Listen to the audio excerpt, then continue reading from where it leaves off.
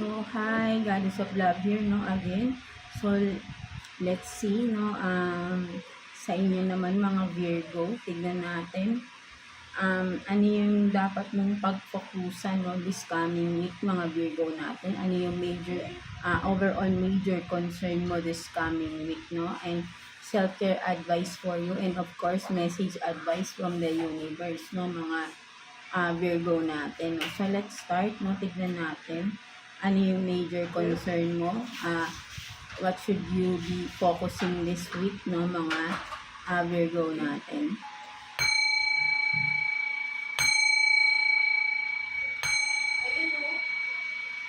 So, yeah, kuha tayo dito ng one card for you, Virgo.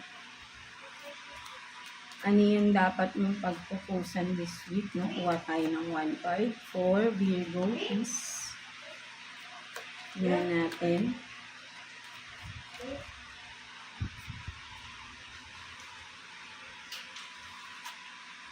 So, you have this healing, no? So, for some of you, no, ang literally, no, maybe you are, for some of you, nasa healing process na kayo, no?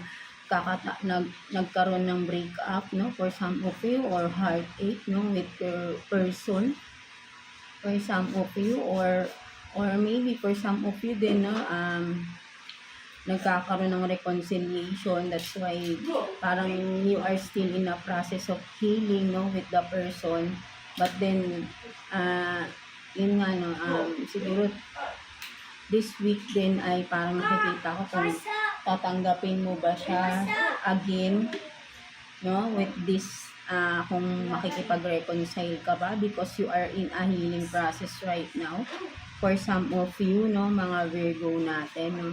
So, yeah, let's see, no, kuha pa tayo ng mga additional cards for this, no, mga Virgo natin, no. Tingnan pa natin bakit mo kailangang mag-focus sa iyong healing this week. No? So, kuha pa tayo ng 2 cards for you, Virgo. 2 cards for Virgo. No? Kuha pa tayo. 2 cards for Virgo. Let's see. 2 cards for Virgo.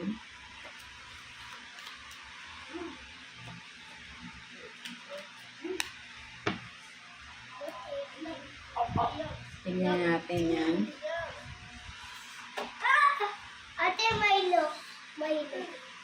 So, you have this 6 of Swords, no? 6 of Swords. And then, 9 of Swords in reverse, no? So, yan, no? Ang nakikita ko talaga rito, no? Galing kayo sa heartache, no? So, but then, naka-reverse na si 9 of Swords, no? So, you are trying now, no? To heal, to cope up, no, kung ano man yung pinagdaanan mo recently, no, from the recently, no, etong mga past, I don't know kung maybe 6 months, 6 weeks, no, so 6 years, no, na sobrang masakit para sa iyo, no, mga Virgo natin, no. So, yeah, yun yung nakikita ko rito, no. So, for some of you talaga, no, you are recovering, no, from pain, no, na nararamdaman ninyo. So, ayun yung nakikita ko rito, no. Kung ano man kung pinagdaanan nyo recently, no, with the 6 of Swords here, no. Nagbigay ng sakit ng ulo, no, heartache, no. But then, no, sabihin natin na natapos na rin, or unti-unti, no, malalagpasan mo na rin, or sabihin natin na makaka-get over ka na din, no, slowly, no, something like that, no. So, maybe this week is mas magpo-focus ka doon, no, sa iyong healing process, no. Maybe you do something na magpapasaya sa iyo, makakapagpalibang sa inyo, no, mga Virgo natin, no, para nakalimutan mo na totally, no, kung ano man ito, no. Totally rin, pwede mo rin gawin is i-accept na yung mga pangyayari and then let go. No? So, ay hindi yung nakikita ko para truly ay mahil mo yung sarili mo, no? Kasi hindi naman natin yun talaga makakalimutan eh. 'Di ba? Ang kailangan lang is tanggapin yung mga masasakit na pangyayari and then i-let go. No, kumbaga, hindi mo kakalimutan but then i-let go mo na. Kumbaga, how can you say na na-let go mo na? Kapag ka naging topic ulit yan, but then wala ka ng pain na nararamdaman, no? Ayun yung na-let go mo na siya, no? Kumbaga, hindi ka na nasasaktan kapag naririnig mo ulit yung issue na yun, no? Something like that, no? Mga Virgo natin. So, let's see, kuha pa tayo ng additional card for you, Virgo, no? So, kuha pa tayo ng additional card, no? Regarding that healing, no? This week, kuha pa tayo ng 2 cards for Virgo, regarding the healing, na major concern mo this week, mga Virgo natin. No? Tingnan pa natin. For Virgo, please. Lumalabas yung mga cards. Wait lang.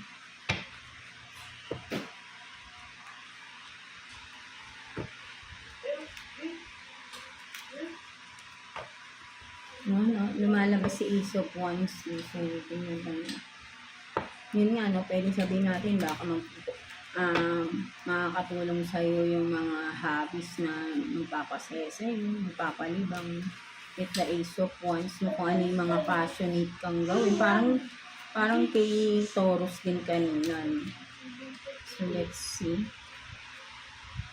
Kuha tayo ng 2 cards for you, Virgo.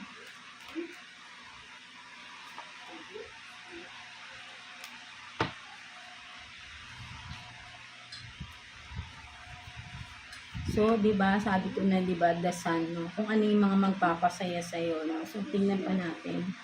So, and then 10 of cups. No, so I think, no, ang magpapasaya sa iyo literally, no, makakatulong sa iyo, no. Maybe kung nasa bahay lang kayo this week, no, nakikita ko rito, no, with the sun literally, no, kung may mga anak kayo, no, siya yung makakatulong sa inyo para makalimutan. Kumbaga, with the 10 of cups here, no, yung mga anak mo, yung magiging kasiyahan mo this week, no? Kumbaga, mas, kung halimbawa, magkakaroon kayo for some of you bonding together ng mga anak mo, no? With the sun here, literally, no? Kung may mga anak ka talaga, no? Virgo natin, no? Or, the other way around is with the sun, no? Ang nakikita ko rin dito is yun nga, no, kung ano yung magpapasaya sa'yo, na alam mong, sabihin natin na magpapagaan ng nararamdaman mo, no? So, ayun din. So, halos parehas lang din kayo ni Taurus, no? Kung magpo-focus kayo sa sarili ninyo, no? Nasa healing process kayo. At yun nga, no, gagawin nyo yung kung ano yung mga bagay na magpapasaya sa inyo, no? Kung may mga anak kayo, no? So, ayun din, no? Isa rin na magpapasaya sa inyo, no? Yung mga anak ninyo, no? So, ayun din nakikita ko rito, no? Mga Virgo natin, no? So, let's see what's your self-care advice this coming week, no? So, kuha tayo ng 1 card for you, Virgo. Self-care advice for this week. For Virgo, please kuha tayo ng 1 card. For Virgo.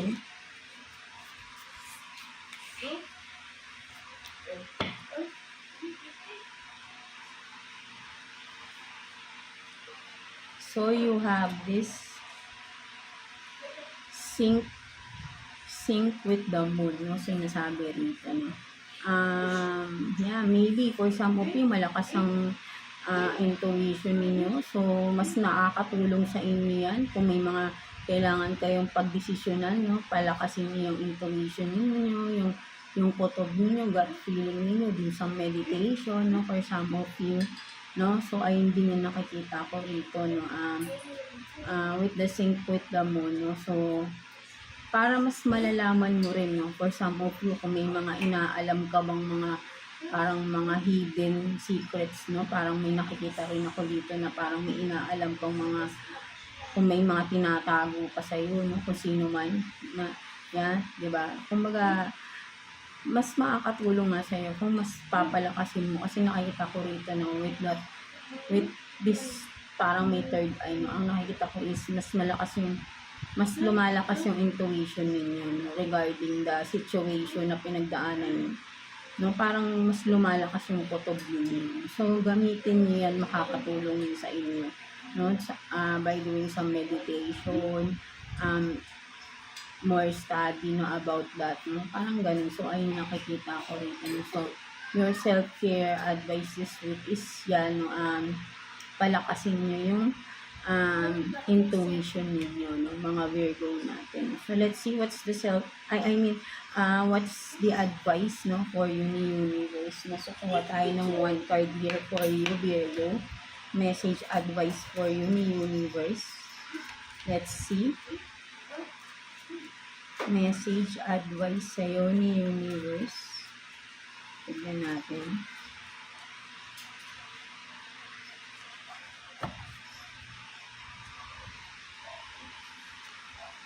So you have this pink lotus fairy, no? A time for spirit. No? So talaga, no? Parang katulad sinabi nga na sa self-care advice. No? So malakas nga talaga yung inyong intuition, yung spiritual, no?